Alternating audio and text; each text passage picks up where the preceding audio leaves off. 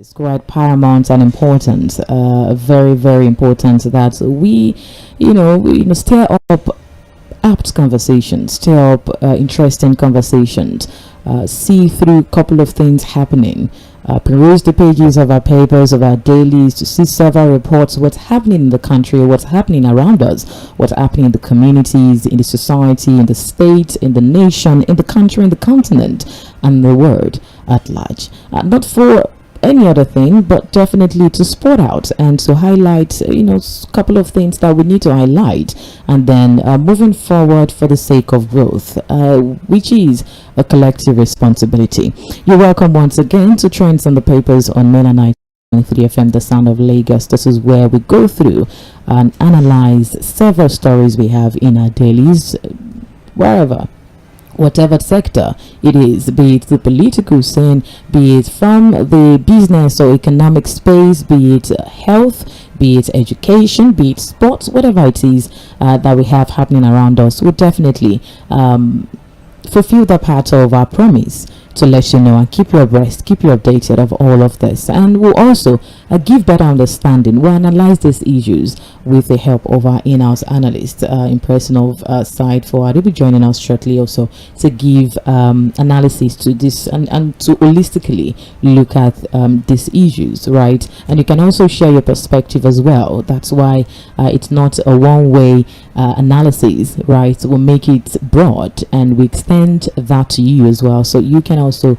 share your perspective, you can give your thoughts, because it's a collective responsibility. My name is Mᴏᴜ and you can join us on Facebook and YouTube at Mela 98.3 FM. That's the handle, at Mela 98.3 FM, to enjoy an audio-visual experience. You can also listen via Radio Garden at Mela 98.3 FM, and you can listen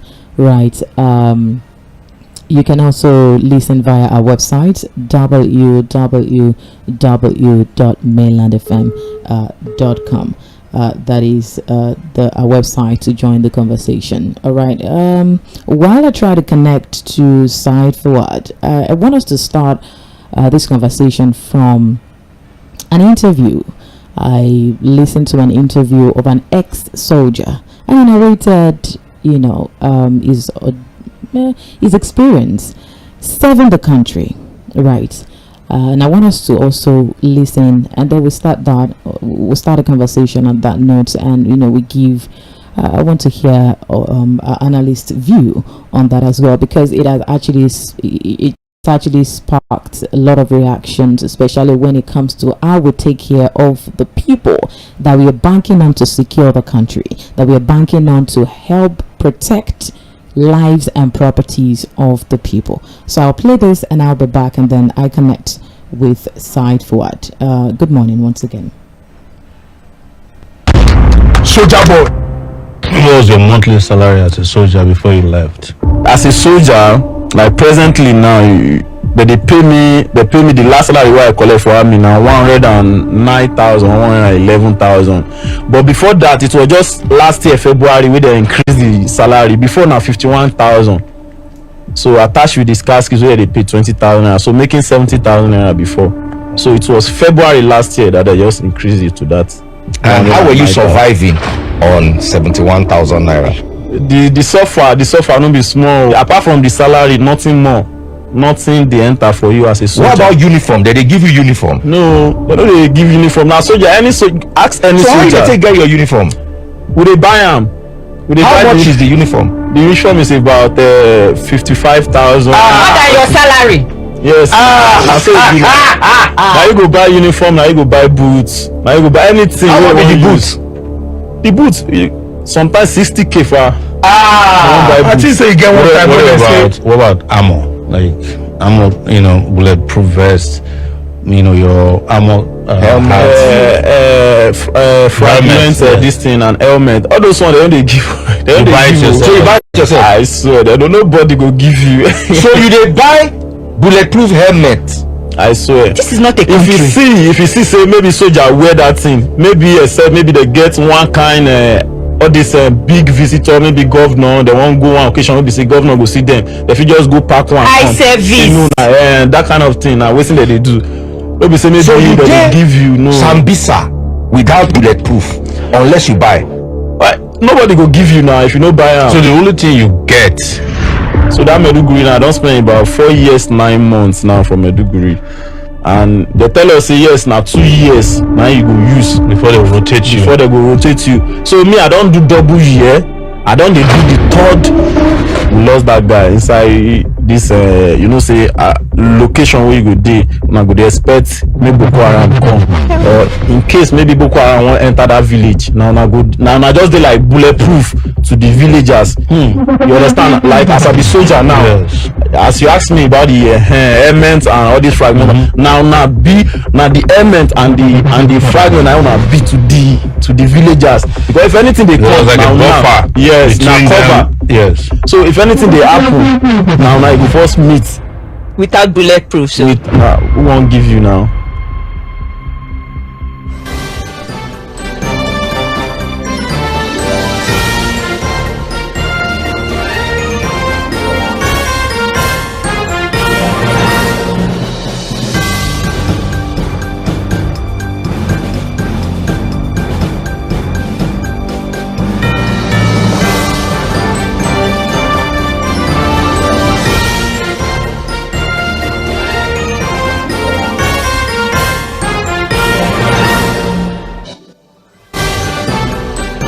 You're still on to Mainland 98.3 FM, the sound of Lagos. My name is Mᴏᴜ Akinyosoye, and we are trying to peruse the pages of our dailies, our papers. The soundbite you just listened to is that it's from an interview, very popular platform, and then the invited is ex-soldier, and it was narrating his monthly salary from 51,000 naira to 109,000 naira, and from there they get their uniform, they get their boots and all other materials that they need. Over the years, there have been the call for better welfare, especially for those that are protecting. I mean, that I started with the responsibility to protect us. So many debates and so many calls from school of thoughts, from different quarters. I just want to get Side Forward's view on that. All right. Hello. Good morning, Side Forward. Yeah, Lady Mo, good morning. How are you doing? I'm doing very well, thank you. How are you? Yeah, very fine. I'm good. Welcome back from the holiday. from the holiday that could not be an holiday for us anyway. There was no holiday. But the road was free, usually free. Yes. It was a public holiday, but one would have expected that a lot of people would have been out really celebrating the Easter holiday, but it was unusually empty. The roads were virtually empty. I don't know. Maybe a reflection of the economy, right? I don't know. I mean, we all could. We've been witnesses to several festivals, several periods where we get to see how the society will look like. The feeling itself, when you go outside, you feel there is a celebration out there. But now, opposite is the situation. God help us. Side Forward, you're welcome on board. Thank you for having me. All right, I'm sure that you listened to and you know of the interview. Though some have been saying, well, they have some negative feelings about the interview of the ex-soldier that was interviewed during a podcast, a popular platform. Yes, that narrated the salary they give soldiers from 51,000 naira initially to 109,000 naira. Well, Side Forward, we've been talking about the welfare.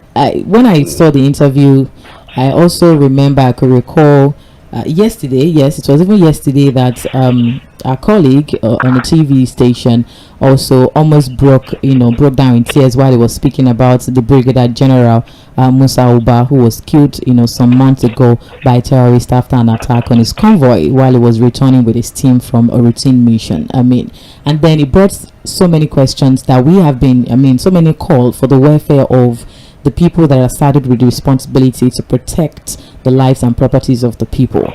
And I don't know I just wanted to start on that note because there's so many to unpack, really, but I just want to hear your view on it. Well, Lady Mo, I think we cannot emphasize the need for us to pay very serious attention to the welfare of our security operatives. It's not just the army, even the police. A lot of times, we come on air, question their performance, question their credibility, but we never really address the issue of their morale, the incentives, the morale booster. Is there anything really to encourage them to do the job they are doing? The ultimate sacrifice that they have to pay sometimes in the line of duty. What are we really giving back to them? What is the motivation? How high is their morale? I was not surprised when that former soldier, ex-soldier, said all he said on that podcast, Lady Mo. These things are quite obvious. Recently we did our own little way. We did our own little intervention to support children of soldiers. Yes. At our own level, the CEO, MD of Mainland FM thought it wise, and it's something we've done now for, I think, 3 to 4 years, where we look at children of soldiers, children of our fallen heroes, and we support them by buying jam form and doing our own little just to show appreciation for their sacrifice. And for these years old, I personally got involved. And when I got to the barracks, a lot came into my mind, really. Because again, there's still more that needs to be done. And it's actually shocking to hear that our soldiers are paid a paltry sum of about 104,000, just a little over 100,000 naira salary, maybe more. And that was just until recently that salaries were adjusted. It used to be less than that, maybe around 60,000 naira. And that look, they have to sometimes buy their uniforms, sometimes buy their boots by themselves. And that's the situation all around, especially for our security operatives. I've seen police officers who say the same thing too, that sometimes they have to buy their own uniforms, take care of their belts, buy their, and so sometimes when you see our police officers looking very untight, looking very taxed, you may just understand why the situation is like that. It's unfortunate. And if you juxtapose that, maybe more, to the recent rescue operation by the US, when one of their servicemen, 2 of them, one was immediately rescued, or were on a mission, in Iran. Look at what they put into rescuing that serviceman, Lady Mo. Look at close to 50 aircraft were deployed, helicopters. In fact, because of the terrain, they had to destroy 2 aircraft that could not lift up again after the second soldier was rescued. Right.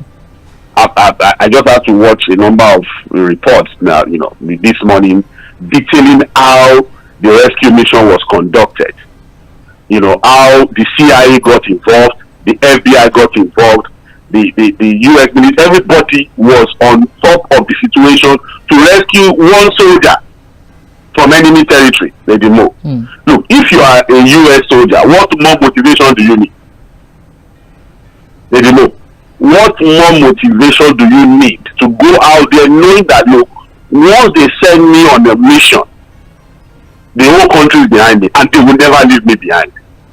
We had one of our top military officers who was stuck in enemy territory in Nigeria, calling for help, calling for rescue. What happened? Nothing. And so when one of our colleagues broke down on TV yesterday, some of these things can be a bit overwhelming sometimes. Right, it is. We are humans. Because of the true love for the nation. I use the word true love. Because what you have now are people who pretend to love the nation than every other person. And basically what they do is just psychophancy, singing. And so we now have to begin to question what patriotism is, Lady Mo. Oh, they tell you are just criticizing, you don't want to hear anything good. I'm like, look, when you guys were in the opposition, why don't you hold this government today to the same standard you held the Jonathan government to then as opposition leaders?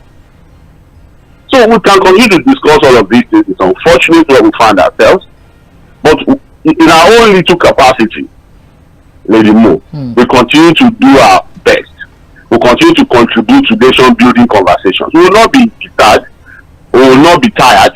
We cannot be intimidated. Look at, I think it's reported in the papers, you know, the threat to one of our colleagues by the Minister of the FCT.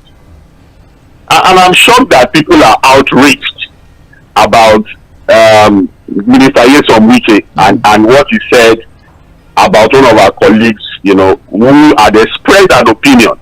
Lady Mo. Right. Since you even mentioned that, because we now have a couple of organizations coming, especially calling on the president, you know, to take up that particular threat.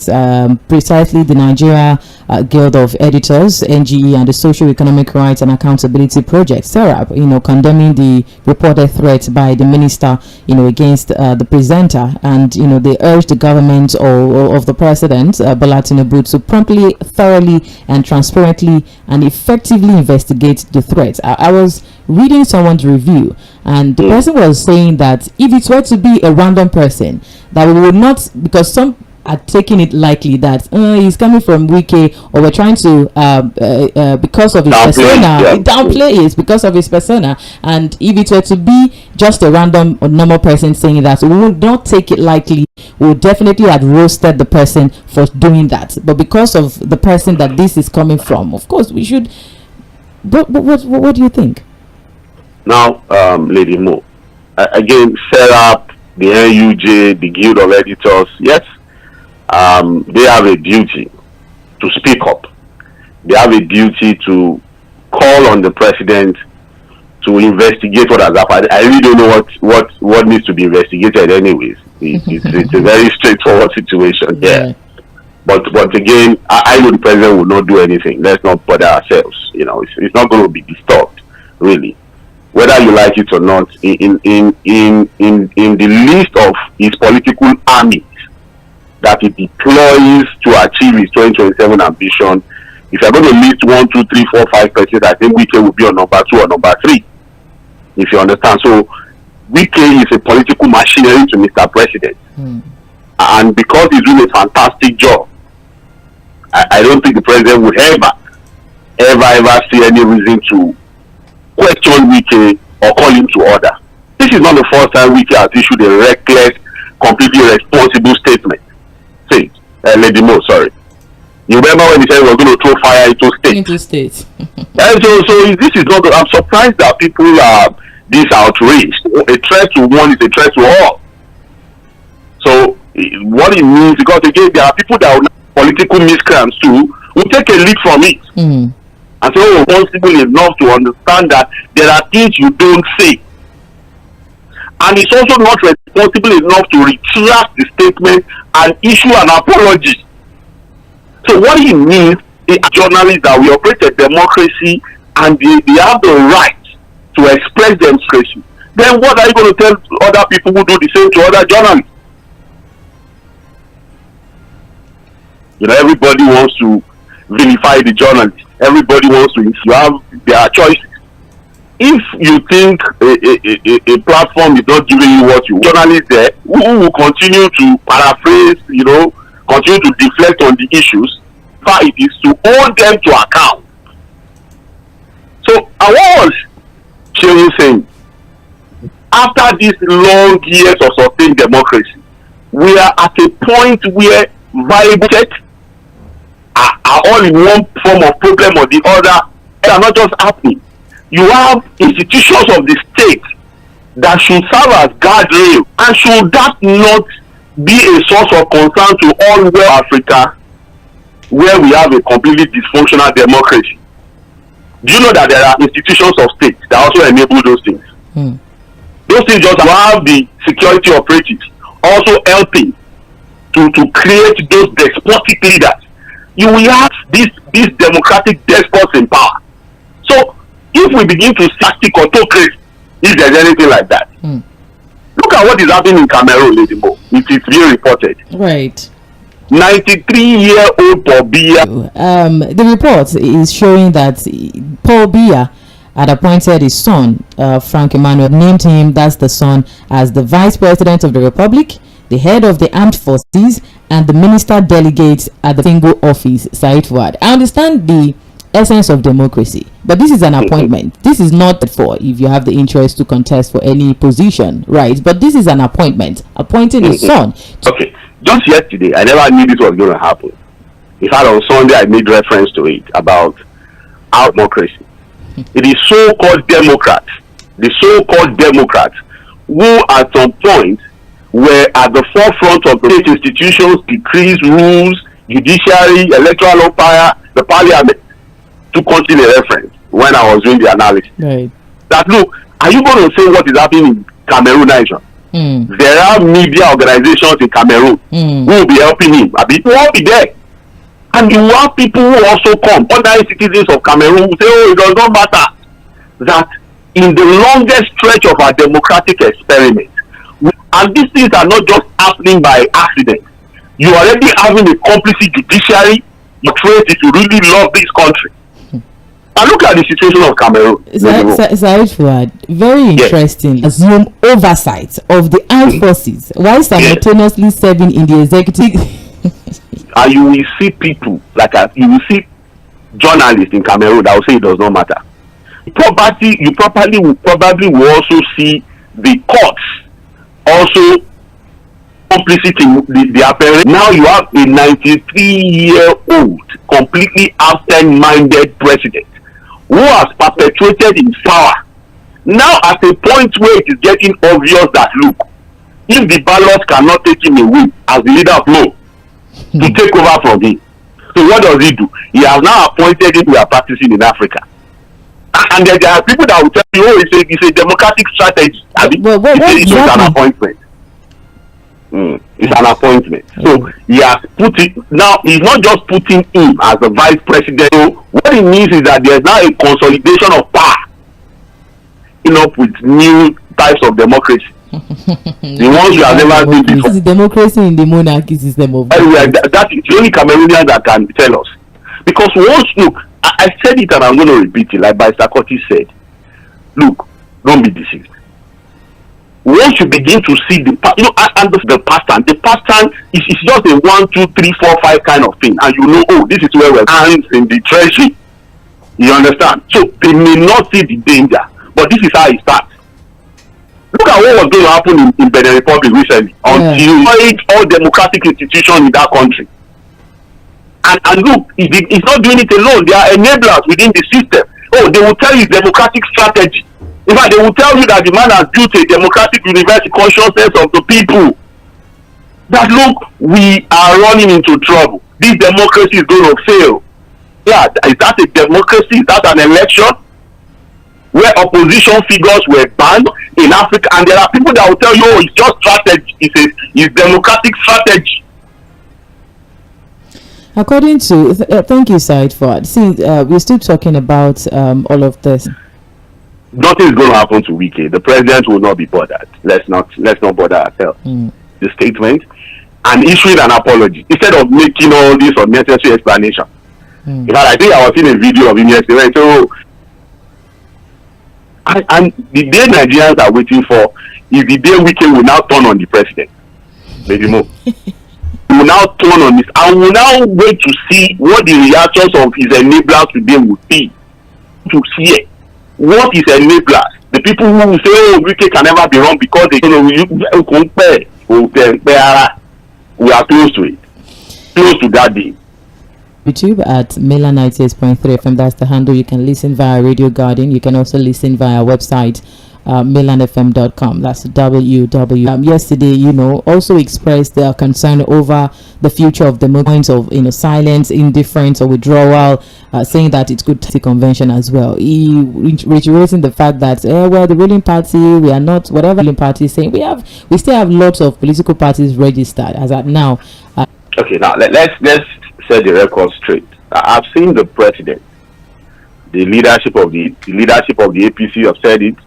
Their members would always say, no, you know what, it's not our job. We cannot be bothered to go and scatter them. Of course. Is it their job to use? And what we keep saying is that, look, let us go back to when the people, would they have gotten to power if Jonathan was this manipulating? I just, there's a way I shiver. That what, or get them, You understand? And it's what I'm saying. Right. Yeah, definitely. There are people who are coming, who are taking, have your hands and 10 fingers in the judiciary, bribe and corrupt the electoral umpire. Is that the politics we are tolerating? I look at people like Jᴏɪᴜ L쏘ᴅɪ and school misadventure. He had gone with. Yes, Wike was doing a bet. He would have been in joining the G5. I'm sure if somebody locks him up in a room, somehow God favored you and you have become a two-term governor in your state. But in all of this, that he regrets ever joining the G5.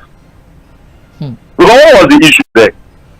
And then a disgruntled loser who had initially together to work against the interest of the party. Lady Mo. I keep telling people, don't we have it on record? Problem of all the party members of the PDP at that time. They did not know what to do. Kept it open. Abi? And the Wike at that time had thought that he had put up for him, he was going to win. And that was why at that time he had made a pledge, Lady Mo, whenever he emerges, I will support the person, because he thought he was going to emerge. And from that day there was a problem. Let anybody come and tell waiting for Atiku to choose him. And again, whether you call it a political miscalculation or not, Atiku refused to choose him. Unfortunately, the person Atiku chose as running mate. That one, then you had a Wike who felt, humiliated, completely disappointed. He knew he cannot destroy the chances of Atiku alone. Group of destruction for the PDP. The rest is history today. You can now say Governor Jᴏɪᴜ L쏘ᴅɪ must first apologize to the entire PDP structure for being an outreach of the APC. BK is now the national leader of the PDP. And then in court cases. That is why some of us are looking at Professor Amupiton with one side of the eye. Structure. And so today you have a PDP that has a national leader who is pledging loyalty to the leader of the ruling party. Other parties. Which other parties? Which other parties? Just that look, this democracy is not working. It's unfortunate that the longest stretch of this democratic experiment, we've now got into a point where we have to begin to question. As well, they are saying that the INEC is, laying landmines to prevent them from fielding candidates, and of course, fielding candidates in the 2027 polls. And also, they are also silent on the 72-hour ultimatum that the committee, NEC of the party, or face nationwide 3 presidential candidates and a leading contender had alleged a coordinated issue, a political side to it, especially when it comes to zoning. From The Guardian, to be precise, declared that the 2027 presidential ambition of former Vice President Atiku Abubakar that remains a mirage. Report that Atiku had engaged a Washington-based lobbying firm in a $12 million abroad, that it fails to address what it described as the former PDP presidential candidate's core political handicap at home. That is saying that no amount of foreign image laundering can override a deeply rooted domestic consensus built on equity, fairness, and national. 1999, the Nigerians have largely embraced the informal but powerful convention of rotating the president. You can just react to them together. Also, from the reports, so continue to rest in peace. Yusuf. Indicating interest in the running for the House of Rep seat in the 2020, the governor, that's Diko Rada. Yes, that according to the reliable source within the party, revealing that the endorsement of the son is a clear son. I think that's his only son, who now wants to go to the House of Rep. Federal constituency sees him as credible and worthy enough. Sentiments to that. The report is saying that. People are saying that, look, Governor Diko Rada used to be institution, if you permit me to use that word. He's a known ally. In fact, he would not have even become governor if he didn't was a Buhari person. He has always been a Buhari person. So if he is now had benefited from being a part of this political establishment, it's just right. But again, it will be left for people of where it's coming from to decide that, really. Right. Is he going to be able to really contribute anything meaningful if he gets there? That will be left again to the people, to their children as successors, or putting them in the politicians. But again, It is left for Nigerians to look at this pattern and see whether they are comfortable with it or not. About again using that to question Atiku's ambition. This is the reality, and as we speak today, and I'm happy that he also said that a lot of times when politicians talk about equity, fairness, and justice, is when their interest, right? When their interest is involved. Are you aware that a lot of our politicians who talk about zoning, equity, fairness, minority areas, minority groups that will never become governor of the state, to minority groups coming to the national level to come and discuss justice does not exist. So in fact, they will never allow it to happen. But when it comes to national politics, they are the ones that will bring up the sentiment. Look, become governor, it has been Kogi East. You understand? And so that it is time to give other parts of Kogi the opportunity. The people of Kogi West, the minority group, minority area, have never went to him and said, you came on the ride of equity, fairness, and justice. Always accuse the Kogi East people of always being in power because of their number. But to the glory of God, we also now look at the other people, the minority group. Do you know what he did? He chose Ododo, who is from his own senatorial zone. He is also coming from Kogi Central. And so when they went to him, they said, Oga, you came on this issue of equity, fairness, and justice. And that Kogi Central just used 8 years. That what he will do is that he's supporting Ododo so that Kogi Central to come to our politicians when they talk about equity, fairness, and justice. You are just wasting your presidential level is concerned. What about the Southeast? If it's about what about the Southeast? Thank you. At time is electricity tariff hike imminent as Genco's step up pressure. That's in the Punch newspaper. Or your APC governor aspirants meet over 2027 consensus due. Goes to deploy 500 additional LASMA officers.